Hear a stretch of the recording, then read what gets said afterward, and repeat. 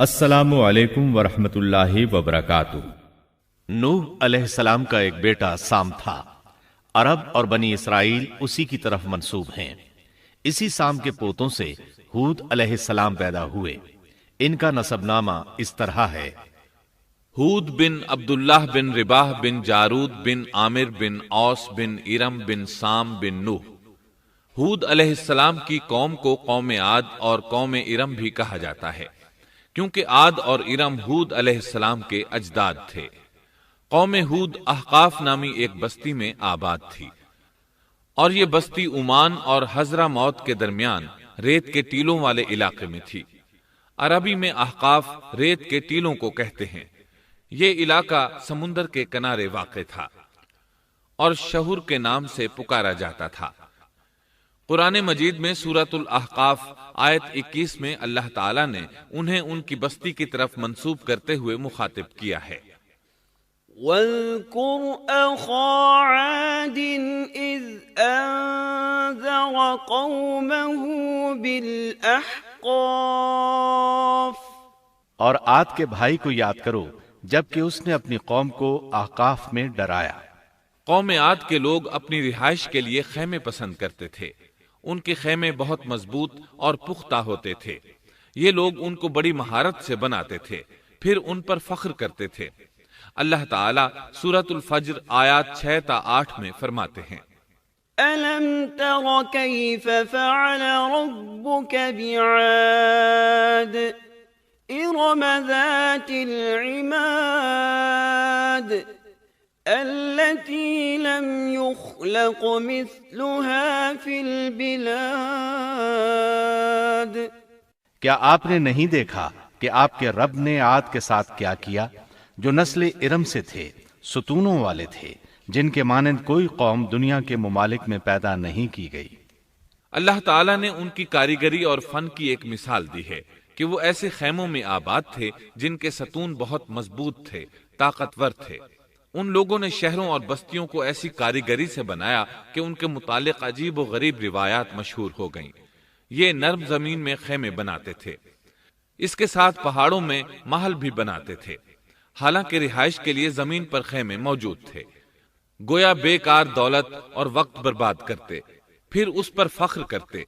शहरों में जो रास्ते और सड़कें थीं वो बहुत चौड़ी थीं। इन जैसे तवील और कवी लोग बाद में पैदा नहीं हुए। कारीगरी और फनकारी में ये लोग इस मकाम तक पहुंचे कि फिर कोई न पहुंच सका। ये लोग अरब थे और अरबी में बातचीत करते थे। हूद अलैहिस्सलाम भी अरबी थे। इस्माईल अलैहिस्सलाम से पहले के अरब बाशिंदे अरब आरिबा कहलाते हैं। इनके मशहूर कबाइल ये हैं: आद, समूद, जुरहुम, अमीम, कहतान और मदियन वगैरह। इब्राहीम अलैहिस्सलाम की औलाद में इस्माईल अलैहिस्सलाम के बाद आने वाले लोग अरब मुस्तारिबा कहलाते हैं। इस्माईल अलैहिस्सलाम अरबी नहीं थे, कनानी थे।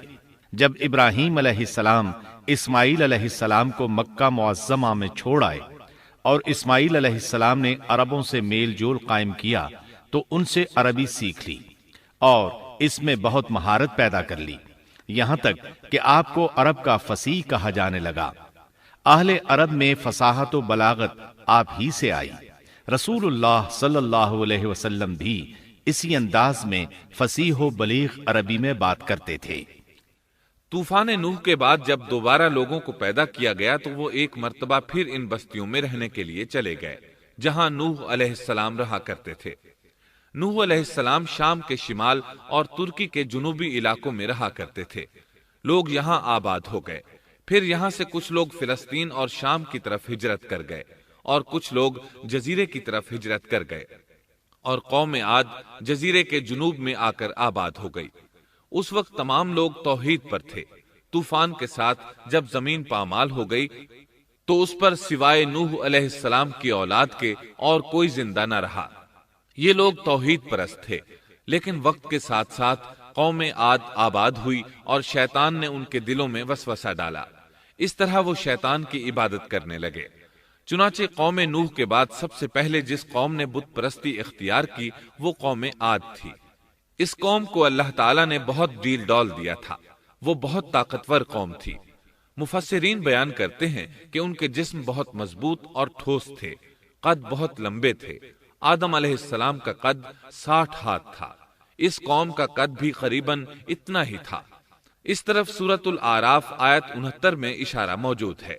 अल्लाह ताला फरमाते हैं, واذكروا إذ جعلكم خلفاء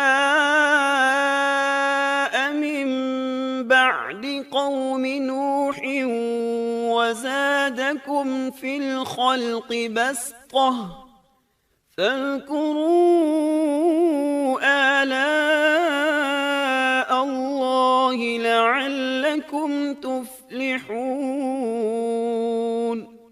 اور تم وہ حالت یاد کرو جب اللہ نے تمہیں قوم نوح کے بعد جانشین بنایا اور ڈیل ڈول میں تمہیں زیادہ پھیلاؤ دیا، سو تم اللہ کی نعمتوں کو زیادہ یاد کرو تاکہ تم فلاح پا جاؤ۔ ہود علیہ السلام کی زبانی اللہ تعالیٰ ان کی فنکاری کو بیان کرتے ہوئے فرماتے ہیں کہ ہود علیہ السلام نے ان سے کہا، کیا تم ایک ایک ٹیلے پر بطور کھیل نشان لگا رہے ہو؟ مطلب یہ کہ یہ لوگ پہاڑوں کی چوٹیوں پر محل تعمیر کرتے تھے۔ جب ان سے کہا جاتا کہ تم رہتے تو زمین پر ہو اور گھر پہاڑوں پر بناتے ہو، اس کی کیا وجہ ہے؟ اور تم اتنے مضبوط محل تعمیر کر رہے ہو، گویا ہمیشہ یہیں رہو گے۔ وہ لوگ دراصل ٹیلوں، گھاٹیوں، دروں اور پہاڑوں پر عمارات تعمیر کرتے تھے، اور ان کا مقصد ان میں رہنا نہیں تھا، بلکہ صرف کھیل کود کے لیے ایسا کرتے تھے۔ ہود علیہ السلام نے انہیں جھنجھوڑا کہ تم ایسا کام کیوں کرتے ہو جس کا کوئی مقصد نہیں، جس کام کے فضول ہونے میں کوئی شک نہیں۔ ہود علیہ السلام انہیں واعظ کرتے تھے، اے میری قوم، اللہ نے تمہیں بڑی قوت سے نوازا ہے۔ تمہاری طاقت کا عالم یہ ہے کہ جب تم کسی پر ہاتھ ڈالتے ہو تو ظلم کرتے ہو، کوئی شخص تمہارے سامنے آنا گوارا نہیں کرتا۔ لہذا اللہ سے ڈرو اور میری پیروی کرو، اس سے ڈرو جس نے ان چیزوں سے تمہاری مدد کی۔ اللہ تعالیٰ نے اپنی ہر طرح کی نعمت، مال، اسباب، اولاد، باغات، شہر، قوت، جسامت اور صنعت کاری سے تمہیں نوازا ہے، لہٰذا تم اللہ سے ڈرو اور میری اطاعت کرو۔ لیکن ان کی قوم نے کوئی اثر نہ لیا، نہ ان پر ایمان لائی، الٹا لگی تکبر کرنے، اللہ کی حمد کی بجائے اس کی ناشکری کرنے لگی۔ اور تکبر کے بارے میں بات یہ ہے کہ جب سے ابلیس نے اس کو اختیار کیا، یہ اس وقت سے آزمائش بن چکا ہے۔ اللہ تعالیٰ سورہ حامیم السجدہ آیت 15 میں فرماتے ہیں، فَأَمَّا عَادٌ فَاسْتَكْبَرُوا فِي الْأَرْضِ بِغَيْرِ الْحَقِّ وَقَالُوا مَنْ أَشَدُّ مِنَّا قُوَّةً أَوَلَمْ يَرَوْا أَنَّ اللَّهَ الَّذِي خَلَقَهُمْ هُوَ أَشَدُّ مِنْهُمْ قُوَّةً۔ پس قوم عاد نے تو بے وجہ زمین میں سرکشی شروع کر دی اور کہنے لگے کہ ہم سے زوراور کون ہے؟ کیا انہیں یہ نظر نہ آیا کہ جس اللہ نے انہیں پیدا کیا ہے وہ ان سے بہت ہی زیادہ زوراور ہے؟ جب یہ لوگ اپنی سرکشی اور کفر میں حد سے بڑھ گئے، تب اللہ تعالیٰ نے ہود علیہ السلام کو ان کی طرف بھیجا۔ انہوں نے انہیں اللہ کی طرف بلایا اور کہا، اے میری قوم، اللہ کی عبادت کرو، اس کے سوا تمہارا کوئی معبود نہیں۔ کیا تم ڈرتے نہیں؟ قوم کے کافر سردار کہنے لگے، ہم تو دیکھتے ہیں کہ تو نری بے وقوفی میں ہے، ہمارے خیال میں تو جھوٹا ہے۔ اس پر ہود علیہ السلام نے فرمایا، میری قوم، میں بے وقوف نہیں، میں تو تمام جہانوں کے پروردگار کی طرف سے بھیجا گیا ہوں، تمہیں اپنے رب کے پیغامات پہنچا رہا ہوں، اور ہوں بھی تمہارا دلی خیرخواہ اور امانت دار۔ کیا تم اس بات سے تعجب کرتے ہو کہ تم میں سے ایک شخص کی معرفت، اللہ کا ذکر تم تک پہنچا کہ وہ تمہیں خبردار کر دے؟ تم اللہ کی اس نعمت کو یاد کرو کہ اس نے تمہیں قوم نوح کے بعد خلیفہ بنایا اور ڈیل ڈول میں تمہیں زیادہ پھیلاؤ دیا۔ تم اللہ کے احسانات کو یاد کرو تاکہ فلاح اور نجات پا جاؤ۔ ہود علیہ السلام نے اللہ کی عظیم نعمتوں کے ساتھ انہیں نصیحت کی، لیکن وہ بدبخت کفر ہی کرتے رہے۔ آخر انہیں جھنجھوڑنے کے لیے انہوں نے فرمایا، اے میری قوم، اللہ ہی کی عبادت کرو، اس کے سوا تمہارا کوئی معبود نہیں۔ تم تو صرف بہتان بازی کر رہے ہو، یعنی جن بتوں کی تم پوجا کر رہے ہو ان کی پوجا تم نے خود گھڑی ہے۔ اللہ تعالیٰ نے تو اس کے متعلق کوئی دلیل نازل نہیں فرمائی۔ میری قوم کے لوگوں، میں تم سے اس دعوت و تبلیغ کی کوئی اجرت نہیں مانگتا، میرا اجر اس کے ذمے ہے جس نے مجھے پیدا کیا ہے، تو کیا تم پھر بھی عقل سے کام نہیں لیتے؟ اے میری قوم کے لوگوں، اپنے رب سے گزشتہ گناہوں کی معافی طلب کرو، آئندہ گناہوں سے توبہ کرو، تاکہ وہ برسنے والے بادل تم پر بھیج دے اور تمہیں طاقت میں اور بڑھا دے، تاکہ تم گناہگار ہونے کے باوجود روگردانی نہ کرو۔ ہود علیہ السلام مسلسل انہیں دعوت دیتے رہے، لیکن وہ ظالم قوم نوح کی طرح ان کا مذاق اڑانے لگی اور کہنے لگی، ہمارے خیال میں تو بے وقوف ہے اور شاید تو ہمارے کسی معبود کے بڑے جھپٹے میں آ گیا ہے، تو ہمارے بتوں کو برا کہتا ہے، اس لیے ان میں سے کسی کی مار تم پر پڑی ہے، اسی لیے تو ذہنی مریض بن گیا ہے۔ وہ ظالم لوگ چونکہ آخرت پر ایمان نہیں رکھتے تھے اور دنیا میں خوشحالی کی زندگی بسر کر رہے تھے اور تھے بھی اپنی قوم کے سردار، اس لیے اپنے ماتحتوں سے کہنے لگے، یہ تو تم جیسا ہی انسان ہے، وہی کچھ کھاتا ہے جو تم کھاتے ہو اور پیتا بھی وہی کچھ ہے جو تم پیتے ہو۔ اب اگر تم نے اپنے جیسے انسان کی اطاعت قبول کر لی تو سخت خسارے میں رہو گے۔ کیا یہ تمہیں اس بات سے دھمکاتا ہے کہ جب تم مر کر خاک اور ہڈیاں بن جاؤ گے تو پھر زندہ کیے جاؤ گے؟ ہرگز نہیں، یہ بات امکان سے باہر ہے جس کا وعدہ تم سے کیا جاتا ہے۔ یہ زندگی تو صرف دنیا کی ہے، ہم مرتے جیتے رہتے ہیں، ہم پھر نہیں اٹھائے جائیں گے۔ یہ تو وہ شخص ہے جس نے اللہ پر جھوٹ باندھا ہے، ہم اس پر یقین کرنے والے نہیں۔ ہود علیہ السلام انہیں دعوت دیتے رہے، یہاں تک کہ ان کی قوم نے واضح طور پر کہہ دیا کہ آپ ہمیں واز سنائیں یا نہ سنائیں، ہم تو اپنی روش نہیں چھوڑیں گے، یہ تو پرانے لوگوں کا دین ہے۔ اس طرح قوم انہیں مسلسل جھٹلاتی ہی رہی۔ آخر ہود علیہ السلام نے بھی انہیں کھلم کھلا دھمکی دی اور فرمایا، لوگوں سنو، میں صرف تمہیں ہی نہیں اللہ کو بھی گواہ بنا کر اعلان کرتا ہوں کہ اللہ کے سوا جس کی عبادت ہو رہی ہے میں ان سب سے بری طرح بیزار ہوں۔ اب تم ہی نہیں اپنے ساتھ اوروں کو بھی بلا لو اور اپنے ان سب جھوٹے معبودوں کو بھی بلا لو، اور تم سے جو ہو سکے مجھے نقصان پہنچا دو، مجھے کوئی مہلت نہ دو، نہ مجھ پر ترس کھاؤ۔ یہ فرمانے کے بعد انہوں نے اللہ سے دعا کی، رب انصرنی بما کذبون، اے پروردگار ان کے جھٹلانے پر تو میری مدد فرما۔ اللہ کی طرف سے آپ کو جواب ملا، یہ تو بہت ہی جلد اپنے کیے پر پچھتانے لگیں گے۔ اللہ کے نبی کا انکار کرنے، اس سے بغض رکھنے اور اس کا مذاق اڑانے والوں کا انجام کیا ہوا؟ اللہ نے انہیں ایسے زناٹے کی آندھی سے تہس نہس کیا کہ جس کی تاریخ میں مثال نہیں ملتی۔ اللہ نے ان سے بارش روک لی، اس سے خشک سالی کی کیفیت پیدا ہو گئی، درخت اور پھل ختم ہو گئے، وہ لوگ بارش کی خواہش کرنے لگے۔ اسی حالت میں ایک دن اللہ نے انہیں عذاب دینے کا ارادہ فرمایا۔